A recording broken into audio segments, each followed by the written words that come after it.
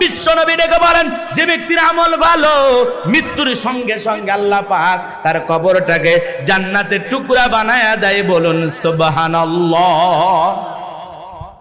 আমার নবীজি বলেন, আও হুফরাতুম মিন হুফারিন নার, যে ব্যক্তির আমল খারাপ, মৃত্যুর সঙ্গে সঙ্গে তার কবরটা হয়ে যাবে জাহান্নামের গর্ত।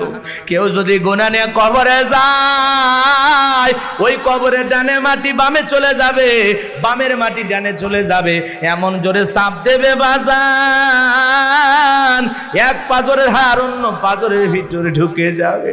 লোকটা চিৎকার মেরে কান্নাকাটি করবে, আল্লাহকে ডেকে বলবে, আল্লাহ আর আযাব দিও না, কষ্ট দিও না, একটাবার দুনিয়াতে যাওয়ার সুযোগ করে দাও, এইবার গেলে আমি দুনিয়াতে নেক আমল করব।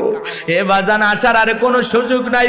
ওই কবরের ভিতরে অন্ধ ফেরেশতা রিমান্ডে নেবে, হাতুড়ি দিয়ে যখন মাথাতে বাড়ি মারবে, মাথাটা চূর্ণ বিচূর্ণ হয়ে যাবে।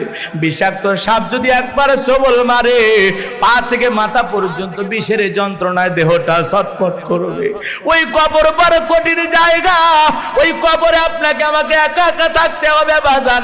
যতদিন নেক আমল না করতে পারবো, নেককার বান্দা না হতে পারবো, যতদিন আল্লাহর প্রিয় মুমিন বান্দা না হতে পারবো, ততদিন যেন আল্লাহ আমাদেরকে কবরে না নেয়।